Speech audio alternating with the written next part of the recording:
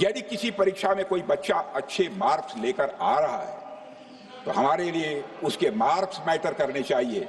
हमें इस बात का ध्यान नहीं रखना चाहिए कि एग्जाम के दौरान उसकी पेंसिल टूट गई थी या उसकी पेन खो गई।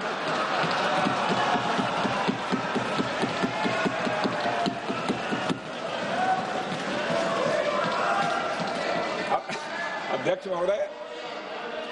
महोदय, अल्टीमेटली रिजल्ट मैटर करता है और रिजल्ट यह है, अध्यक्ष महोदय, अल्टीमेटली रिजल्ट मैटर करता है और रिजल्ट यह है अध्यक्ष महोदय कि ऑपरेशन सिंदूर के दौरान हमारी सेनाओं ने जो लक्ष्य निर्धारित किया था उन लक्ष्यों को पूर्ण रूप से प्राप्त करने में हमने कामयाबी हासिल की।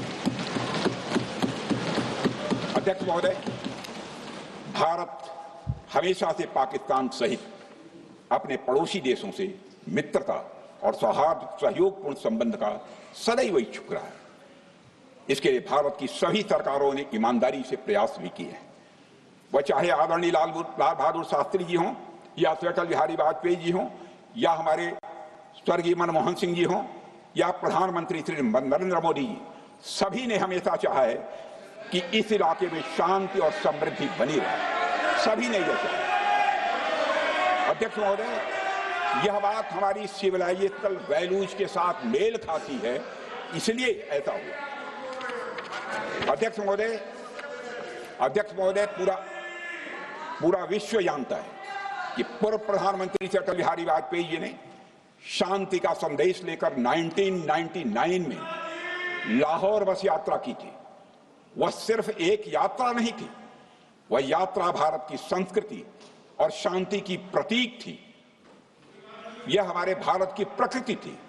लाहौर पहुंचकर श्री अटल बिहारी वाजपेयी जी ने मीनारे पाकिस्तान पर विजिटर्स रूप में जो लिखा था, जिसका जिक्र लोग आज भी करते हैं, और उन्होंने लिखा था कि मैं चर्चा करता हूं, उन्होंने लिखा था कि मीनारे पाकिस्तान से मैं पाकिस्तान की जनता को यह विश्वास दिलाना चाहता हूं कि भारत अस्थायी शांति और मित्रता का आकांक्षी है।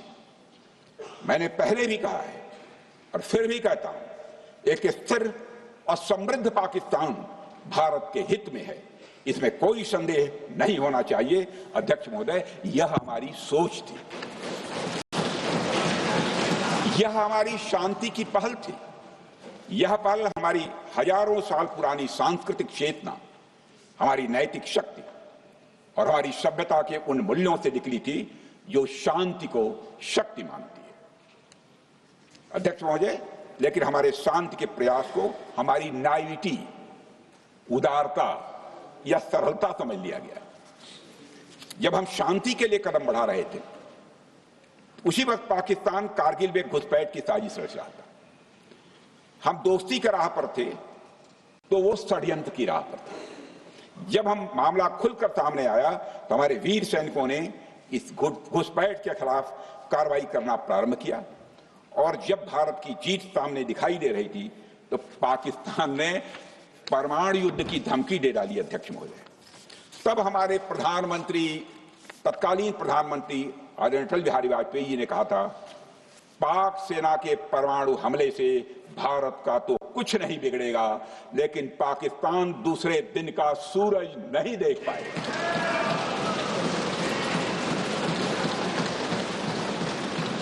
यानी अटल जी जो शांति का पैगाम लेकर गए, वही अटल जी शक्ति का भी परिचय देने में तनिक भी नहीं हिचके। यही है भारत।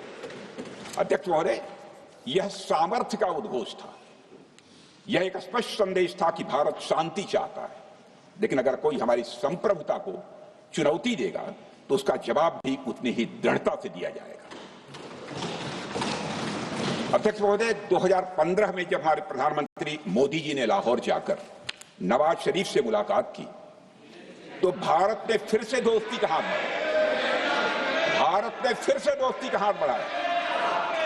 अध्यक्ष महोदय, हम वाकई में शांति की राह पर चलना चाहते थे, क्योंकि हमारी मूल प्रकृति बुद्ध की है, युद्ध की नहीं है। हमारी सरकार ने भी पाकिस्तान के साथ शांति स्थापित करने के अनेक प्रयत्न किए हैं, लेकिन बाद में हमने 2016 में सर्जिकल स्ट्राइक से, 2019 में बालाकोट में एयर स्ट्राइक से और 2025 के ऑपरेशन सिंदूर से हमने शांति स्थापित करने का दूसरा रास्ता अपनाया है। अध्यक्ष महोदय, अब हमारे प्रधानमंत्री श्री नरेंद्र मोदी जी और हमारी सरकार का स्टैंड बिल्कुल क्लियर है कि टेररिज्म और टैक्स ये दोनों साथ नहीं चलते,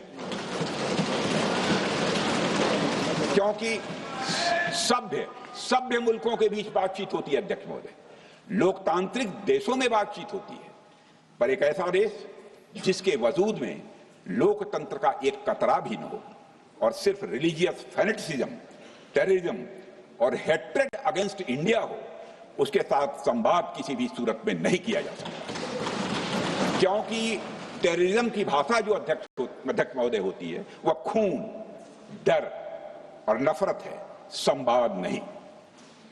गोलियों की आवाज में संवाद की आवाज दब जाती है। जहां खून बहता है वहां बातचीत की गुंजाइश अध्यक्ष महोदय नहीं बचती। अध्यक्ष महोदय, पाकिस्तान की वर्तमान स्थिति अब जग जाहिर है। जिस देश ने आतंक को अपनी विदेश नीति का औजार बना लिया, वह अंततः अपने ही जाल में फंस जाता है।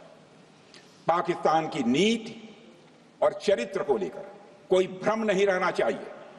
यह एक ऐसा देश है जो वैश्विक आतंकवाद की नर्सरी है और उन्होंने इसको अपनी स्टेट पॉलिसी का भी एक आधार बनाया हुआ है। अध्यक्ष महोदय, ऑपरेशन सिंदूर के दौरान पूरी दुनिया ने देखा है कि पाकिस्तान में सरकार आतंकवादियों के लिए स्टेट फ्यूनरल का इंतजाम कर रही है और सैन्य अधिकारी भी आतंकवादियों के जनाजे में भाग लेते हैं। यह वही देश है जो सीमा पर सैनिकों से लड़ने का साहस नहीं जुटा पाता, इसलिए निर्दोष नागरिकों, बच्चों और तीर्थयात्रियों को आतंकवाद का निशाना बनाता है। पाकिस्तान की सेना और आईएसआई आतंकवाद को एक प्रॉक्सी वार के रूप में अध्यक्ष महोदय इस्तेमाल करती हैं और उसके सहारे वे भारत को डिस्टेबलाइज करने का सपना देखती है। अध्यक्ष महोदय, मैं लोकतंत्र के मंदिर में खड़े होकर यह बात कह रहा हूं कि भारत को 1000 कट्स देने का सपना पालने वालों को नींद से जग जाना चाहिए। यह मोदी जी के नेतृत्व वाला नया भारत है जो आतंकवाद के खिलाफ किसी हद तक जा सकता है।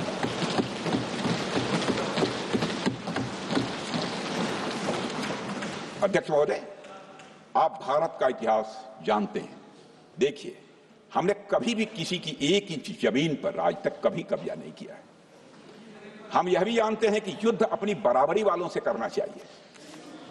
ऐसा गोस्वामी तुलसीदास जी ने लिखा है और गोस्वामी तुलसीदास जी कहते हैं कि नीति ऐसी ही होनी चाहिए, प्रीति और बैर बराबरी वाले से ही करनी चाहिए। शेर यदि मेढकों को मारे तो उसका बहुत अच्छा संदेश नहीं आता है अध्यक्ष महोदय। और अध्यक्ष महोदय, हमारे देश की सेना शेर है।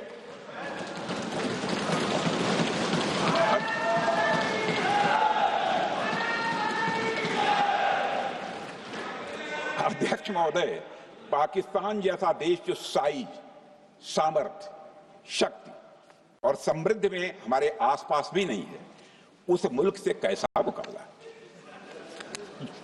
जो मुल्क अपने अस्तित्व के लिए दूसरों पर आश्रित हो, उसके मुकाबले का मतलब है अपना स्तर कम करना। हमारी नीति है आतंकवाद के खिलाफ प्रभावी कार्रवाई करना। हमारा पाकिस्तान विरोध उनकी आतंकवाद की नीति के कारण है, इसलिए पाकिस्तान का हमारा विरोध है।